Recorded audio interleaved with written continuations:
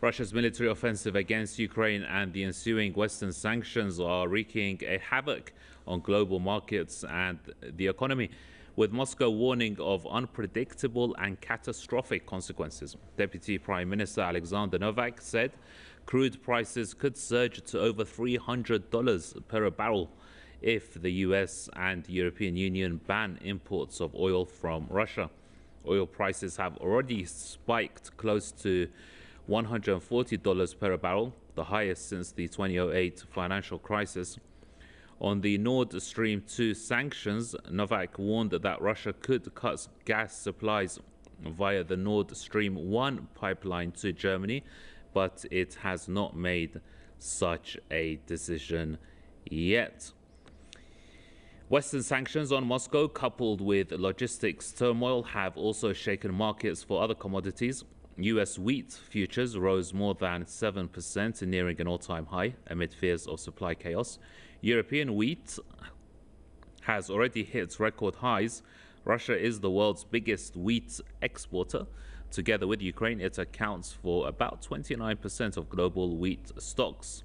In stock markets, European shares fell to their lowest level in a year, with Germany and Italy's benchmark index slipping into a so-called bear market. Joining us is Tony Gosling, historian and investigative journalist from Bristol, the British city. Tony, welcome. With the ferocity of the Western sanctions against Russia, we could well see a $300 a barrel, and you think about the motorists and how they would feel, and these are essentially voters, and they would, I assuming, what do you think? Would they not turn their anger against their governments? Well, don't assume anything, because the people like Boris Johnson have a plan here, which is to try and blame all this on the Russians. So as the fuel prices go up, and by the way, you're quite right to point out that the oil is at its highest price since 2008, but that's quite a long time ago. What is it, 14, 15 years ago? And funnily enough, the actual fuel prices here in Britain, as people are trying to fill up their tanks of their vehicles, are far higher, about 50 pence a litre higher. So how is that? Well, the government are taking a bit more tax, and also, of course, the oil companies are making record profits, so they are profiteering.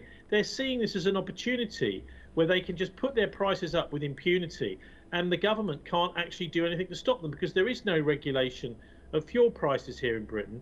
So this is a kind of form of self-harm that's going on. But look, isn't it peculiar how this fits in quite nicely with the World Economic Forum and Klaus Schwab, and this idea of people owning nothing but still being happy? You know, maybe they take a happy pill or something, even though they've got absolutely nothing. No car of their own, they have to hire one. No house of their own, they have to hire one. Maybe no family of their own, they have to hire that too. But what's happening with these fuel price increases over here is that it's driving many people below the poverty line. Tens of thousands, possibly millions, are going to go below the poverty line, because of course they need to get backwards and forwards to work. They need to go and do the shopping in their car. Most of the time there's no public transport, or no reliable public transport for people to use, so they have to do these things. And then of course they've got to keep their homes warm as well. So you know, what's happening is we're being driven here in Britain into this form of mass poverty, with, for example, people's disposable income being driven down below zero. Now, the super rich, the elite, won't feel any of this pain, but then they don't really care that much about the rest of us anyway. And they're already suffering from rising inflation and other costs. Tony, just one last question. You know, do you sense some desperation from Washington? For example, when Venezuela kicked out American oil companies, Washington tried to wipe out or take out the Venezuelan government. Now they're finding themselves in a situation where they need the oil, and essentially inviting the Venezuelan government to Washington.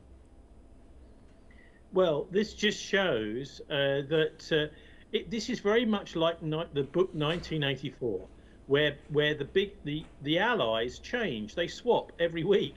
depending on what's suitable to the elite. And that is because we're being run really by a bunch of criminals. These people are actually responsible for the destruction of the economies of the West under their rule. And I'm not just talking about the politicians, I'm talking about the banksters that finance them. You know, we mentioned the 2008 financial bailouts, where those banks should have been allowed to collapse, but they weren't. They were just given loads of public money, billions and billions, up to something like £1 trillion worth of public money to keep those failed banks going, these zombie banks. And they're now involved, of course, in funding much of the politics and the political parties in the West. So they should have died back in 2008, but because they've been allowed to continue, they're starting to corrode the whole of the capitalist system. It's not really a capitalist system anymore.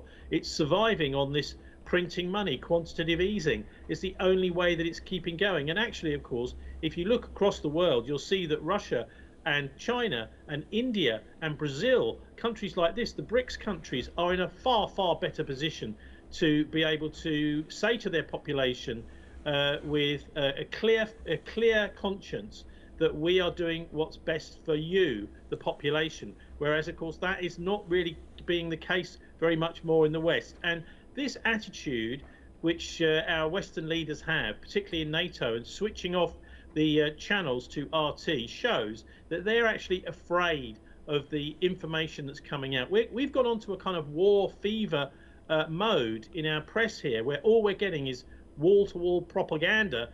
Even on our local news here in Bristol, we've been getting loads of stuff about Ukraine. This is not normal at all, but it shows that they're actually really scared and worried about the failure of the West to successfully take on the Chinese and the Russians. And the people who are going to suffer, your original question was about, will the voters vote them out? Well, I'm afraid not, because here in Britain we have the main opposition party, the Labour Party, which is even more fevered and actually completely controlled by the establishment than the Conservative Party. So they're not actually opposing the ruling party run by Boris Johnson at all. Just one final question, Tony. We've got just like a minute left.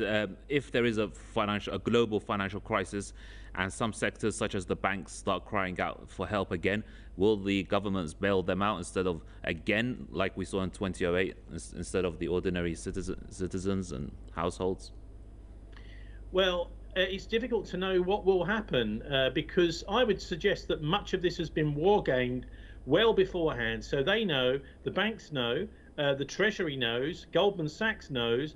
These people will know exactly what's going to happen. The public will, I imagine, be caught by surprise. I can see a complete collapse, though, in the Western economies. But at the moment, they are unlikely to do that because with the current situation, as we were saying, with the energy prices, etc., going through the roof, people not being able to make ends meet, what's happening is slowly but surely all of the property that's owned by the tens of millions of ordinary British people, so the middle classes, their homes, etc., their vehicles, their livelihoods, right, slowly that property is being sucked up by the banks, and the banks are taking more and more of it. So they may just try and keep it all going until they control and own everything. Tony, thank you very much indeed for your time. Tony Gosling, the historian and investigative journalist, joining us live from the British city of Bristol.